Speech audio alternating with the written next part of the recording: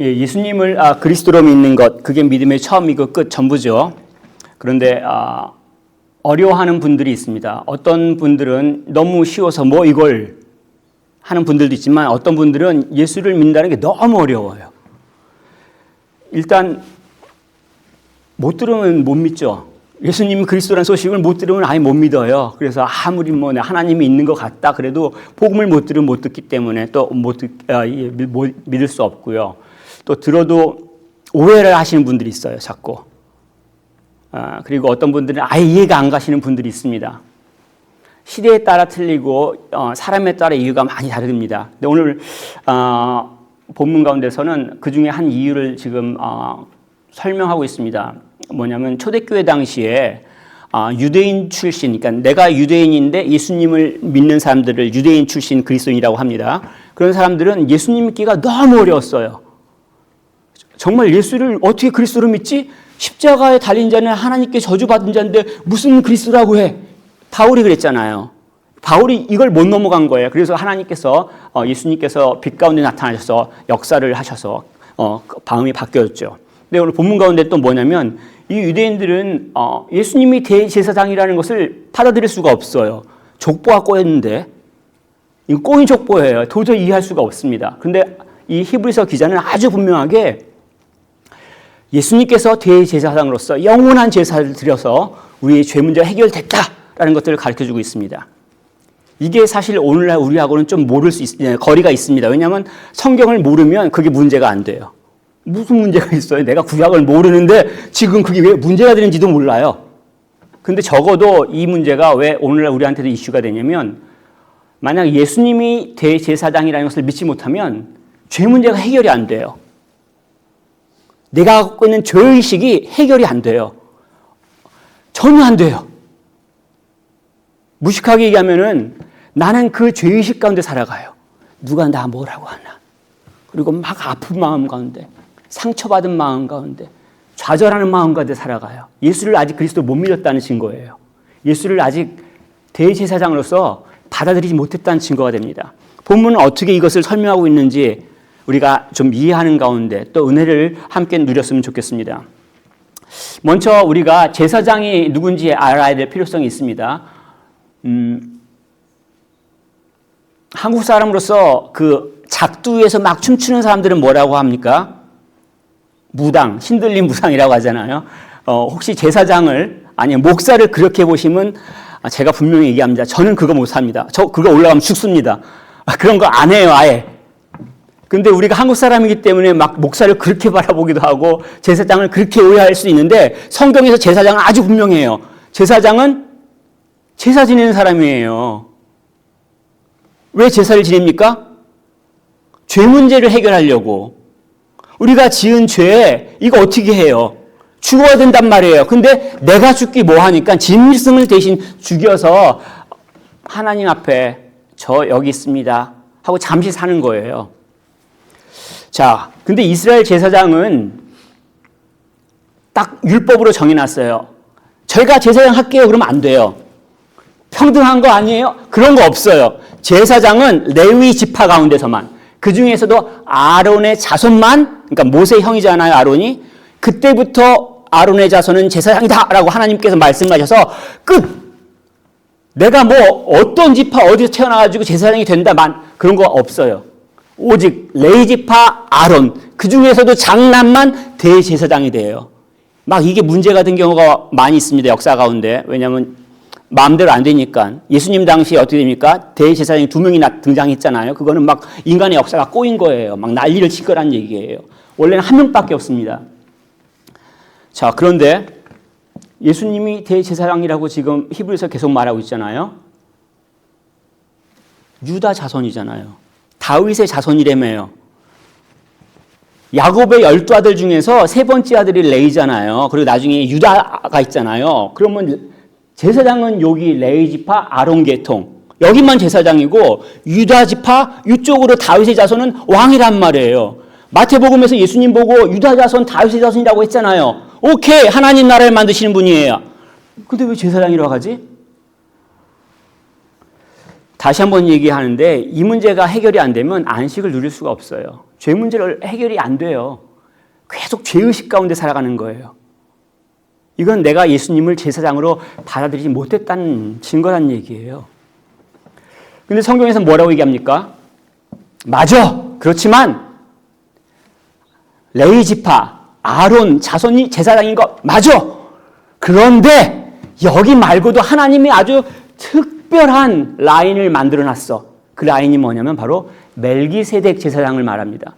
본문 1절에 보면 멜기세덱이라는 사람이 나오죠. 아브라함과 동시대 사람이에요. 아브라함이 그 엘람 4개국 동맹국이 자기 조카를 포로로 잡아가니까 쫓아가서 승리하고 격퇴시키고 조카를 다시 돌아오는 길에 살렘 왕이 딱 나타나서 아브라함을 축복하잖아요. 떡과 포도주를 갖고 나오면서. 근데 그 살렘 왕 멜기세덱을 뭐라고 얘기를 하냐면 지금 살렘은 예루살렘을 말합니다. 그 멜기세덱을 1절에 보면 하나님의 제사장이라고 표현하고 있어요. 하나님께 속한 제사장이란 얘기예요. 하나님께서 택하신 제사장이란 얘기예요. 자, 이게 굉장히 중요합니다. 왜냐하면 하나님께서는 이렇게 하신 이유가 있어요.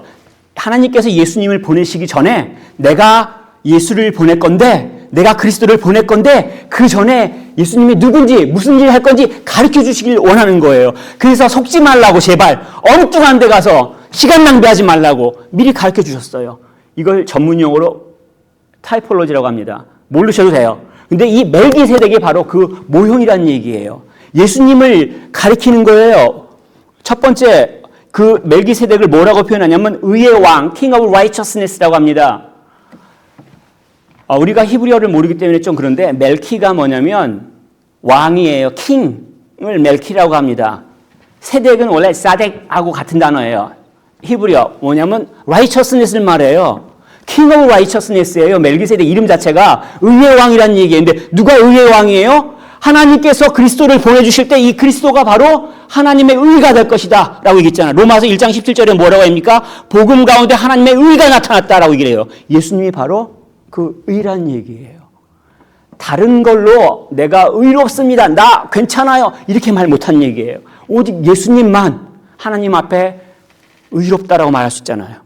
그렇기 때문에 미리 얘기를 하신 거예요. 또 두 번째 이 멜기세덱을 뭐라고 설명하냐면 평강의 왕이라 King of Peace라고 얘기를 하잖아요. 멜기세덱이 어디 왕이라고요? 살렘 왕. 살렘이 무슨 뜻이에요? 평화, 완전한 평화를 말합니다. 그래서 지역 이름이기도 하지만 이걸 통해서 하나님께서 뭘 원하시냐면 앞으로 보내줄 그리스도가 평화의 왕이라는 것을 말씀하시는 거예요. 이사야 선지자가 뭐라고 얘기합니까? 이사야 9장 6절에 한 아기가 우리에게 낳고 그 이름을 평강의 왕이라 할 것이다. 근데 예수님께서 이 땅 가운데 태어날 때 천사가 나타나서 뭐라고 얘기합니까? 예, 하늘에는 하나님께 영광이요 땅에서는 하나님의 기뻐하신 자들 가운데 평화로다. 그리고 예수님이 마지막 그 6월절 만찬 가운데 뭐라고 말씀하셨냐면 세상이 알지 못하는 세상에 속하지 않은 평안을 내가 너에게 주겠노라 라고 말씀하셨죠. 자, 말이 좀 어렵죠? 쉽게 하면 멜기세덱 반차, 멜기세덱 계열 이쪽 제사장이 레위지파 아론 제사장보다 훨씬 뛰어나다는 얘기예요. 비교할 수가 없다는 얘기예요. 몇 가지를 지금 쭉 얘기하는데 첫 번째 3절에 보면 항상 제사장이래요. 말이 좀 어렵긴 해요. 멜기세덱 반차, 멜기세덱 계열의 제사장을 항상 제사장이라고 말한 건 뭡니까? 영원한 제사장이라는 얘기예요. 레위지파 아론 제사장들은 항상 제사장을 할 수가 있어요? 못해요. 기도하다가 죽으면 죽는 거예요. 기도하다 말고 죽어요. 제사 지내다 말고 죽으면 죽는 거예요. 어떻게 항상 제사장 할 수 있겠어요? 정해져 있다는 얘기예요. 근데 멜기세덱 반차 같은 경우에는 하나님께서 세우셨죠. 그걸 좀 어렵게 표현해서 3절에 족보도 없고 그렇게 표현하지만 이것이 뭐냐면 하나님의 아들과 같다는 얘기예요. 하나님께서 직접 택하셨다는 얘기예요. 족보 때문에 제사장이 되는 게 아니야. 우리 아버지가 레위지파야. 우리 아버지가 아론이야. 그래 나 제사장. 이게 아니라는 얘기예요. 하나님께서 직접 택하셔가지고 제사장을 세우신 거예요. 하나님의 아들을 택하신 것처럼. 하나님의 자녀들을 택하신 거죠. 하나님이 직접 택하셨다는 얘기예요. 또 이 제사장이 뛰어나다는 것을 이 아론 계통보다 뛰어나다는 게 뭐냐면 아브라함이 11조를 바친 거를 얘기를 해요. 멜기세덱을 만났을 때 아브라함이 그 플런더 그 약탈물 가운데서 10분의 1을 드려서 사실 오늘날의 11조의 원형이라고 얘기를 하는데 제가 나중에 뭐 기회가 되면 또 얘기를 하겠습니다. 11조에 대해서. 근데 기본적으로 11조를 드렸다는 얘기는 뭐냐면 아브라함은 멜기세덱을 제사장으로 믿은 거예요. 제사장으로 생각했으니까 11조를 바친 거 아니에요. 엉뚱한 데다 11조 하시는 분들 잘 생각하십시오. 자기 오락이나 아니면 자기가 좋아하는 곳에 11조 바치시는 분들 오해하지 마세요. 하나님께서 레이지파에다가 11조 바치라고 해서 사실은 그게 원형이 됩니다. 근데 그 전에 바로 아브라함이 멜기세덱한테 11조를 바쳐서 제사장이라고 인정을 한 거잖아요. 자, 그리고 이거는 뭘 말하냐면 아브라함이 복을 받은 거예요. 11조를 바치고 난 다음에 이 대제사장, 그러니까 멜기세덱이 아브라함을 위해서 복을 빌었다고 얘기를 하잖아요. 이게 사실은 좀 어려운 얘기인데 오늘날은 너무 평등이 강조됐어요. 근데 옛날에는 나이 많으신 높으신 분이 낮은 사람한테 축복하는 거예요. 우리 설날에 절하고 용돈 받아본 적 있나요? 우리 아이들은 영국에서 태어나서 못 받아봤어요. 그래서 잘 모를 거예요. 근데 저는 명절만 되면 돈을 엄청나게 받아요. 제가 장남이거든요. 2배로 줘요. 남들 둘째 아들 뭐 아니면 다른 조카들보다 2배를 막 준단 말이에요. 근데 한 번도 제가 우리 할아버지한테 절을 받고 돈을 준 적은 없어요. 우리 옛날 그 문화를 아시는 분들은 알 거예요. 그죠? 옛날 가부장적 문화에서는 어린 자가 위에 사람한테 이렇게 절하고 이렇게 용돈 받는 거예요. 축복을 받는 것도 마찬가지라는 얘기예요. 이 멜기세덱이 훨씬 높다는 얘기예요. 자, 그러면 어떤 일이 발생합니까? 레위는 아브라함의 아들의 아들이에요. 아브라함, 이삭, 야곱의 셋째 아들이 레위예요. 그 중에 한참 밑에 가서 아론이 태어났잖아요. 그 밑에 후손이 제사장이에요. 지금 아브라함보다 높은 사람이 멜기세덱인데 겨우 저쪽 증손잡벌 되는 레위지파 아론 제성이 자기가 더 높다고 말할 수 있어요? 말도 안 되죠. 그럼 이 레위지파도 11조를 바쳐요. 사실은 율법상에는 어떻게 정했냐면 이스라엘의 11지파가 레위지파한테 11조를 바치면 레위지파는 그 받은 11조 가운데 11조를 떼어서 아론지파, 그러니까 아론 자손의 대제사장한테 바친 방식을 취합니다. 근데 지금 무슨 얘기를 하냐면 아브라함이 11조를 드렸잖아요. 제가 영국에서 살기로 결정을 했어요. 그럼 어떤 일이 벌어지냐면 우리 아이들은 태어나기도 전에 결정됐어요. 제가 영국으로 살기를 결정했기 때문에 자기들은 몰라요. 하지만 자기들은 영국에서 태어나고 살아갈 수밖에 없어요. 지금 아브라함이 11조를 바치는 상황 가운데 레위는 태어나지도 않았어요. 우리 흔한 말로 그러잖아요. 사람들 만나가지고 얘기할 때 야, 내가 대학교 다닐 때 너는 기저귀 타고 다녔어. 그런 얘기 하는데 그 정도도 안 된다는 얘기예요. 그 차이가 난다는 것을 사실은 옛날 문화 가운데 익숙해져 있는 사람들 금방 누가 높은지 알 수 있는 거예요. 단지 오늘날 우리가 워낙 평등이라는 개념 때문에 이것들을 눈치채지 못할 뿐입니다. 어쨌든 간에 언급을 좀 더 하자면 이 11조를 여러분들이 낸다고 제가 높은 건 아닙니다. 절대 그렇게 생각하시면 안 됩니다. 이 레위지파는 11조를 누구한테 받냐면 형제들한테 받아요. 그죠? 나머지 11명의 형제들한테 받습니다. 그래서 11조를 드린다는 것들이 옛날 개념과 달리 높거나 짐의 개념도 아닙니다. 또 11조를 드리는 게 복 받는 거라고 오해하시면 안 됩니다. 내가 11조를 많이 드렸으니까 복을 많이 주시겠네? 그렇게 생각하시면 이 사람들은 11조라고 말을 하지만 복채라고 생각하는 거예요. 점 볼 때 좋은 점을 받으려면 복채를 막 줘야 되잖아요. 나쁜 점 나왔어. 그럼 돈을 더 줘야 돼. 이건 복채 개념이에요. 근데 11조는 그게 아니에요. 11조의 개념은 하나님께서 우리에게 주신 그 예수님이 비할 수 없이 큰 선물이에요.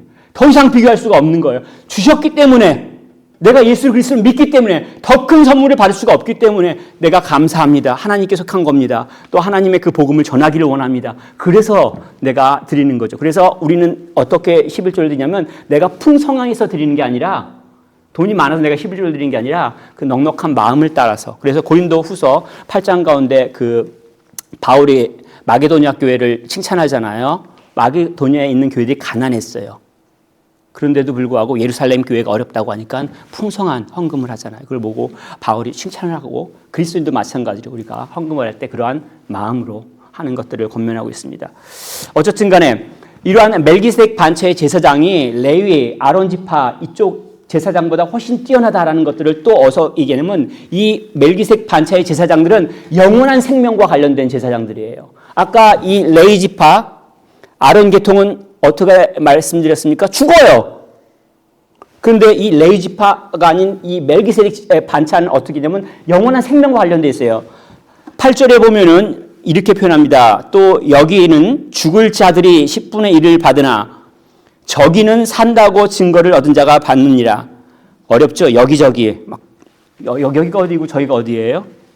여기는 멜기세덱을 말합니다. 저기는 레위 지파 아론 계통의 제사장을 말합니다. 영원히 멜기세덱의 반차를 따른다라는 표현이 있죠. 5장 6절에. 그래서 이러한 것들을 통해서 멜기세덱 반차가 뛰어나다 얘기를 합니다. 지금 왜 이렇게 얘기를 할까요?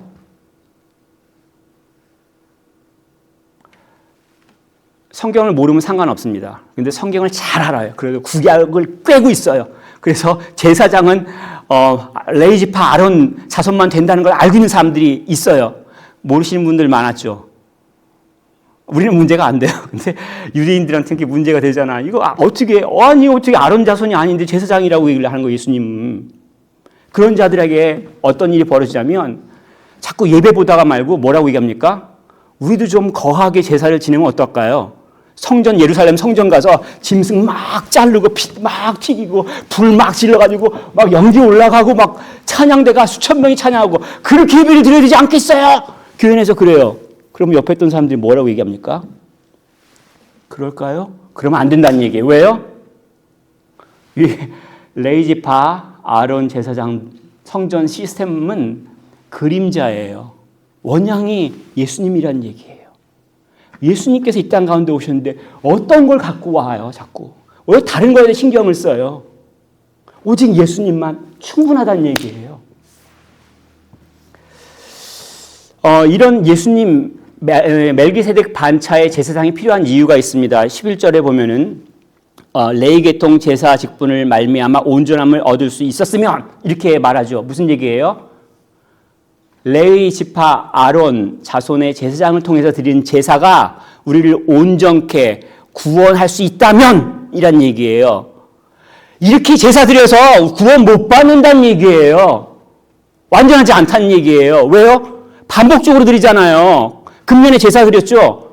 내년에 안 드리겠어요? 오늘 내가 죄를 지어서 제사 드렸어요. 용서해달라고. 내일 제사 지내야 되지 않아요, 또?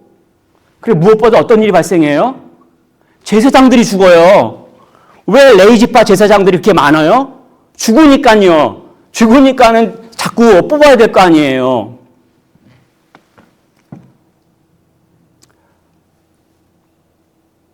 이걸 제가 농담을 한 얘기가 아니라 23절에 이렇게 기록하고 있죠. 제사장 된 그들의 수요가 많은 것은 죽음으로 말미암아 항상 있지 못함으로 돼요. 레위 지파 아론 계통의 제사장들이 그렇다는 얘기입니다. 그래서 이 제사 시스템이 생겨난 이후에, 그러니까 아론부터 유대 그 예루살렘이 멸망한 AD 70년까지 요세푸스라는 역사가가 대제사장의 숫자를 기록해놨는데 83명이에요. 어느 누구도 이스라엘 구원으로 인도하지 못했잖아요.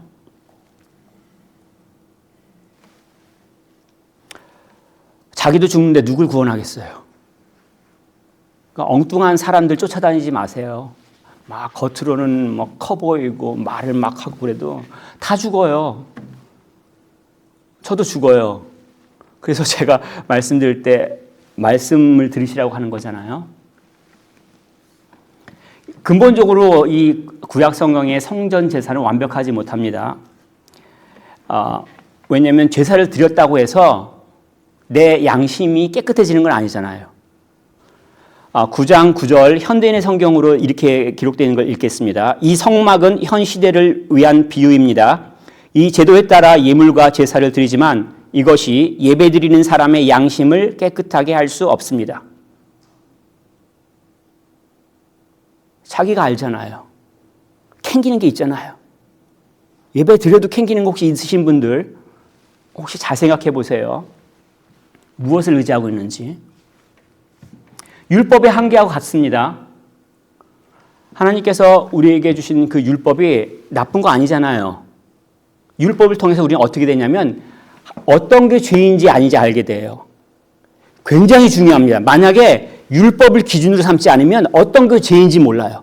자기가 마음대로 해요. 자기 마음대로 해요. 그래놓고 이게 잘못됐다는 걸 몰라요. 왜냐하면 자기가 기준이니까 자기가 하고 싶어 하는 걸 하니까 이게 뭐 죄예요. 이게 제일 좋은 거지. 행복한 거지. 이게 바로 정의로운 세상이다. 내 마음대로 하는 게. 그럴 때 하나님의 말씀이 기준이라면 그것이 죄라는 게 굉장히 분명하죠. 그래서 하나님께서 우리에게 율법을 주신 거잖아요. 근데 문제는 그 율법을 통해서 우리가 구원에 이르지를 못하잖아요. 우리끼리 내가 너보다 잘났지? 내가 너보다 좀 더 커해.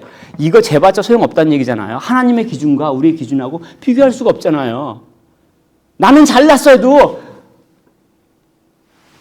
제가 정우성 앞에서 잘났어도 이렇게 말 못하잖아요. 비교가 안 되잖아요. 그렇게 비교하면 양심불량이잖아요. 내가 인간으로서 아무리 잘했고 말씀을 잘 지켰다고 하더라도 하나님의 기준으로 올 때 우리의 마음까지 보시잖아요. 음욕을 품는 자, 죄라고 얘기를 하셨잖아요. 예수님이. 마찬가지로 이러한 성전 시스템, 제사장들, 수많은 찬양대들, 짐승들 죽어나가는 것들, 불완전하다고요. 우리가 볼 때는 멋있어 보여요. 당시 유대인 출신 그리스도인들 눈에는 훨씬 더 멋있어 보이지 않겠어요? 교회에서 찌그러져서 모여서 예배 드리는 이 모습과 예루살렘 성전에서 얼마나 많은 제사장들이 쫙 해가지고 짐승들을 수천 마리씩 잡고 막 번제를 불지르고 막 찬양대 수천 명이 찬양할 때 글로 돌아가고 싶잖아요. 우리가 보기에 더 멋있어 보인다 할지라도 그게 불완전하다는 얘기예요.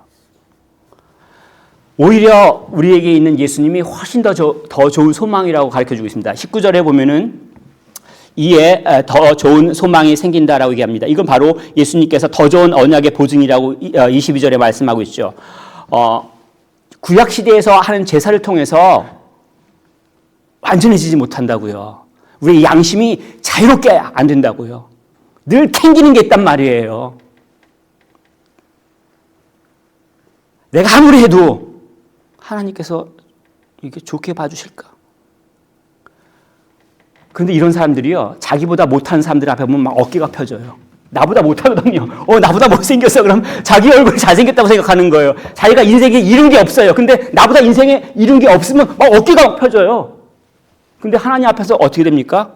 그 수치감, 그 두려움, 공포 가운데 어쩔 줄 모르는 거예요. 이게 마지막 심판의 날에 영원한 멸망이라고 표현을 하고 있습니다. 자, 어느 누구도 그 수준에 못 가잖아요. 구약의 율법을 통해서, 제사를 통해서 하나님 앞에 의롭다라고 얘기를 못 들어요. 근데 신약에 어떤 일이 발생했어요? 예수님께서 십자가에서 죽으셔서 그 피를 흘리시고 그 피로 우리를 깨끗하게 씻어주셨다고 얘기했잖아요. 그래서 어떤 일이 벌어지냐면 우리가 하나님께 나아갈 수 있는 거예요. 예수님께서 십자가에서 죽으셨을 때 어떤 일이 벌어졌어요? 성전 휘막이 위에서부터 아래로 찢어졌어요. 우리가 죄 때문에 하나님께 나아가지 못하는 것들이 이제는 길이 열렸다는 얘기예요. 죽음에서 죽었던 자들이 부활했잖아요. 부활의 일들이 발생한다는 얘기예요. 예수님의 죽음 때문에. 이러한 특별한 제사장을 하나님께서는 미리 가르쳐주고 싶으셨어요. 그래서 멜기세덱이라고 하는 제사장을 택하셔가지고 이런 제사장이 있다, 영원한 제사장이 될 거야, 미리 가르쳐주셨다는 얘기예요. 괜히 레이지파 아론 제사장 우리는 이것밖에 몰라 이러지 마시고 하나님께서 미리 준비하신 구원의 역사 가운데 베푸신 그것들을 깨닫고 즐긴다면 얼마나 자유롭고 기쁜지 모르겠습니다. 그렇기 때문에 당연히 14절에 당연히 유다로부터 났지 예수님이. 그게 무슨 상관이야? 살렘 왕이 하나님의 제사장이 되는데 유다의 자손 하나님 나라의 왕이 하나님 나라의 영원한 제사장이 못 돼? 가능하죠. 이걸 이제 전문용어로 삼중직이라고 합니다. 예수님께서 왕이기도 하시고 제사장이기도 하시고 선지자이기도 하십니다. 그 모든 역할들 예수님이 완벽하게 감당하셔서 우리를 하나님 나라로 또 우리가 하나님과 함께 살아갈 수 있도록 하시는 거죠. 하나님의 능력으로 하시는 거예요. 우리의 생각과 우리의 지식도 우리가 한 것 때문에 그런 게 아니라 하나님의 능력. 이것을 이제 16절에 보면 오직 불멸의 생명의 능력을 따라 되었으니 우리 지식으로 된 게 아니에요. 우리 족보 가지고 된 게 혈통 가지고 된 게 아니란 얘기예요. 하나님의 능력으로 하신 거란 얘기예요. 이것을 하나님께서 미리 예언하셨습니다. 17절에 증언하시기를 내가 영원히 멜기세덱의 반차를 따른 제사장이라 하였도다. 예수님을 향해서 이러한 사람이 있을 것이라고 말씀하신 거죠. 이게 하나님의 의지예요. 본문에서는 맹세로 표현됐습니다. 20절에 예수께서 제사장이 되신 것은 맹세 없이 된 것이 아니니. 하나님께서 맹세를 언제 하셨나요? 아브라함을 만났을 때 내가 너에게 복을 주리라 하신 거예요. 사람의 말과 달라요. 하나님의 말씀은 그게 이루어지는 거잖아요. 하나님의 말씀은 그게 이루어지는 거예요. 그래서 맹세라고도 표현할 수 있어요. 변하지 않는 거기 때문에. 하나님께서 하신 그 맹세로 인해서 이러한 예수님이 우리 가운데 대제사장, 큰 대제사장으로 오셨다는 이야기입니다. 이 예수님은 영원히 계시죠. 기도하다가 안 죽어요. 제사 지내다가 안 죽어요. 영원토록 계신다는 얘기예요. 영원토록 기도하신다는 얘기예요. 우리에게 함께 늘 하신다는 얘기예요. 우리에게 영원한 제사장을 그래서 주셨다는 얘기입니다. 이런 영원한 제사장이 무슨 일을 하셨냐면 영원한 제사를 드렸습니다. 25절부터 28절까지 꽤 많긴 한데 일단 예수님이 늘 중보하신다는 것들을 가르쳐 주시죠. 25절에 보면 그가 항상 살아계셔서 그들을 위하여 간구하심이라. 제사장한테 기도를 부탁했습니다. 근데 제사장이 기도해 줄게 하더니 의자에서 자다가 죽을 수도 있잖아요. 엘리 제사장 그랬잖아요. 저한테 기도를 부탁합니다. 저 기도해야죠. 당연히 목사니까. 하다가 못할 수도 있잖아요. 안 한다는 얘기는 아니에요. 잘 들으세요. 못할 수도 있어요. 그런데 졸지도 않고 주무시지도 않으시는 그 하나님 되신 예수님께서 하나님 우편에서 계속적으로 쉼없이 중보하실 때 그러한 대제사장을 우리의 제사장으로 모신다면 얼마나 좋겠어요. 하나님의 아들이에요. 그리고 그분이 어떤 일을 했냐면 27절에 보면 그가 단번에 자기를 들여 이루셨습니다. 예수님께서 십자가에 죽으신 것을 말씀드립니다. 근데 특별히 이것들은 뭘 말하냐면 이스라엘 그 율법서를 잘 보면은 이 대제사장이 하는 일들이 있어요. 제사장이 있는데 왜 대제사장이 따로 있나요? 대표해서 제사장은 이스라엘 사람들을 대표하는 거고 이 모든 제사장까지 포함해서 대표하는 게 대제사장이에요. 그래서 언제 이것들이 아주 분명히 나타나냐면 1년에 한 번 장막절 때, 초막절 때 그 전에 이제 대속죄일이 있습니다. 용키푸르가 갈 때 이때 대제사장이 송아지를 죽여요. 그 피를 뿌립니다. 자기도 죄를 지었으니까 자기 죄를 하나님 앞에 용서받고 그때 지성소로 나가죠. 그리고 또 하는 일이 뭐냐면 염소를 2마리를 택해서 한 마리는 안수를 해서 내 죄를 너한테 전가한다 하고 광야로 보냅니다. 그리고 나머지 한 마리를 죽여서 번제를 드리잖아요. 그래서 백성들의 죄를 용서받는 것들을 우리는 그 대속죄일이라고 합니다. 그래서 가장 큰 명절이 되죠. 그 장막절이에요. 그것을 지금 무엇을 가리키냐면 예수님께서 십자가에 죽으셔서 우리의 죄를 한 번에 영원히 완전하게 끝내신 것들을 가리키는 거예요. 반복해서 하지 않아요. 예수님이 하나님의 아들이기 때문에 예수님이 죄가 없는 분이시기 때문에 더 이상 부족한 점이 없기 때문에 한 번으로 모든 것이 끝났다는 얘기입니다. 그래서 10장 14절에는 이렇게 기록하고 있습니다. 그가 거룩하게 된 자들을 한 번의 제사로 영원히 온전하게 하셨느니라. 아멘. 저는 믿습니다. 여러분들은 어떤지 모르겠습니다. 예수님께서 멜기세덱 반차의 영원한 제사장으로서 영원한 제사 딱 한 번으로 끝을 냈습니다. Once for all이라고 표현을 합니다. 이 표현을.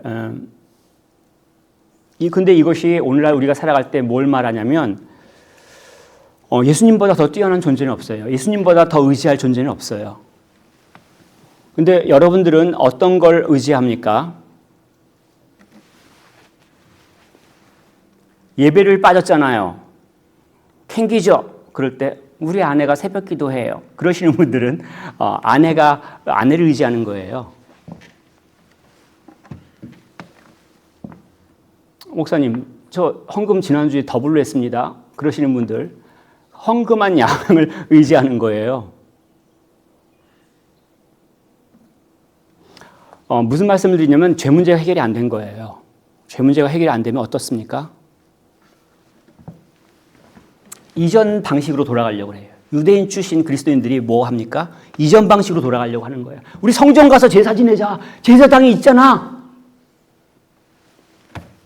오늘날에는 뭐 합니까? 뭐 돈이 부족해질 때, 또 몸이 아파질 때, 또 환경이 변할 때, 두려움 가운데, 공포 가운데, 그리고 그걸 피하려고 하죠. 그리고 남 탓하죠. 죄의 본성이잖아요. 아담이 죄를 짓고 어떠한 본성을 보였습니까?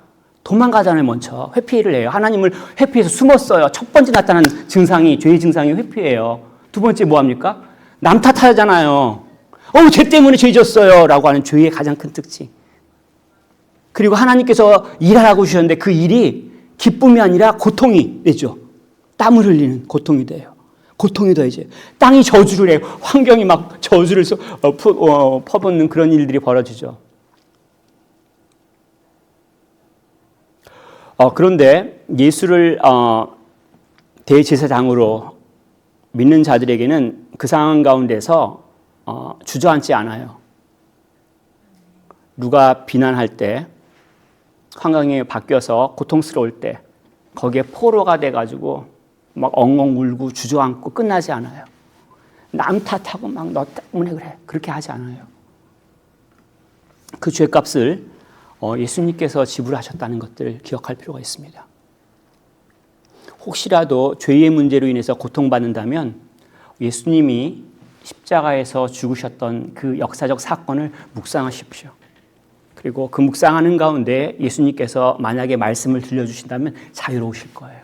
그 자유를 가지고 우리가 살아가는 겁니다. 죄로부터 우리가 어떻게 자유케 되냐면 예수님의 피로만 가능해요. 다른 건 없어요. 내가 만들어내는 모든 방식들, 이전 방식 안 된다고요. 질문하십시오. 평안을 누리고 있습니까? 그 평안을 하나님께서는 예수님을 통해서 주시길 원합니다. 우리 모두가 함께 누릴 수 있도록 축복하며 권면하겠습니다.